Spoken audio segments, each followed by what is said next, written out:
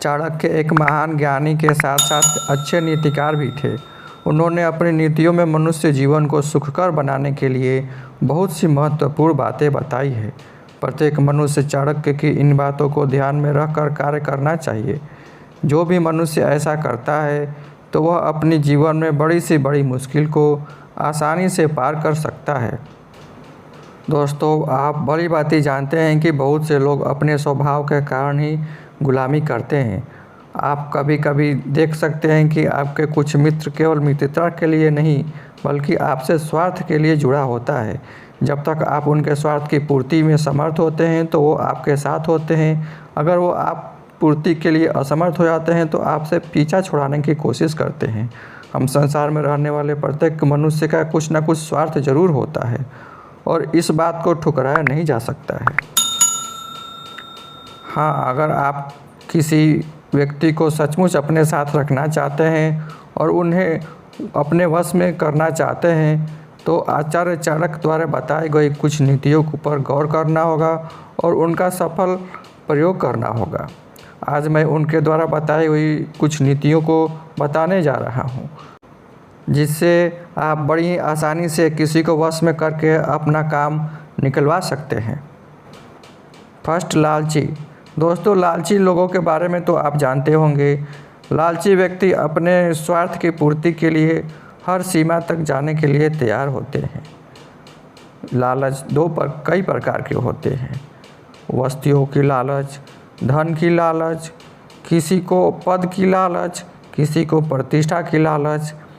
लालच के लिए लोग कोई भी सीमा पार करने के लिए तैयार होते हैं। ऐसे लोग अपनी काम को निकलवाने के लिए बहुत ही मीठी मीठी बातें करते हैं और आपको हर काम को करने में मदद भी करते हैं, जिससे आप अपनी काम को भी आसानी से कर सकते हैं। अहंकारी लोग अपने जो भी सक्सेस होता है, छोटा सक्सेस या बड़ा सक्सेस, उस पे उनको बहुत ही अभिमान होता है। उनका छोटा सा छोटा अहंकार भी अगर आप तोड़ते हैं तो आपके ही दुश्मन बन जाते हैं और फिर वो मुश्किलें खड़ा कर सकते हैं जो आपके लिए मुसीबत बन सकता है।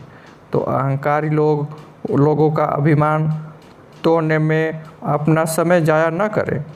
अहंकारी लोगों को आप उसकी तारीफ़ कर या हाथ जोड़कर वश में कर सकते हैं। अहंकारी मनुष्य हमेशा स्वयं की तारीफ़ का भूखा होता है। जो उसकी तारीफ़ करते हैं वो उनकी तुरंत बस में आ जाते हैं, उनकी बातों पर यकीन भी करते हैं। अतः चाणक्य कहते हैं अहंकारी व्यक्ति से दुश्मनी नहीं करनी चाहिए, क्योंकि अहंकार के आवेश में आकर वो आपके साथ बुरा व्यवहार कर सकता है। इसलिए उससे आप बचने की कोशिश करें। तीसरा, मूर्ख व्यक्ति उसे कहते हैं जिसे न समाज का ज्ञान होता है न स्वयं के हितों का ज्ञान होता है। वो बिना विचार किए ही कुछ भी बोलने लगता है, कुछ भी करने लगता है। मूर्ख व्यक्ति हमेशा मार्ग से भटकते हैं और छोटी छोटी भूल करके बड़ी बड़ी समस्याएं उत्पन्न कर लेते हैं और जीवन में हमेशा असफलता का शिकार बनते हैं। आचार्य चाणक्य कहते हैं मूर्ख व्यक्ति को अगर आप उपदेश देने वाला मिल जाता है तो उसे अपना कार्य कराने में सफल होता है और वो मूर्ख व्यक्ति उसके वश में आकर काम करने लगता है। मूर्ख व्यक्ति बार बार गलती करता है और बार बार उपदेश देने के पश्चात भी वो गलती करता है और ऐसे समय में उसके हित की बात करने वाला और कठोर भाषा में उपदेश देने वाला अगर कोई व्यक्ति मिल जाता है तो वो उसका दास बन जाता है।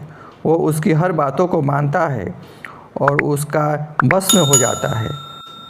कभी कभी मूर्ख लोग स्त्रियों के मोह में फंसकर बुरी तरह बर्बाद हो जाते हैं। ऐसे समाज में जो भी उन्हें उपदेश देने वाला मिल जाता है, जो उनके जीवन का सही मार्ग दिखाता है, तो वे उनके वश में हो जाते हैं। चौथा, विद्वान व्यक्ति या ज्ञानी व्यक्ति को हमेशा सत्य की चाह होती है। वो हमेशा सत्य की खोज में रहते हैं।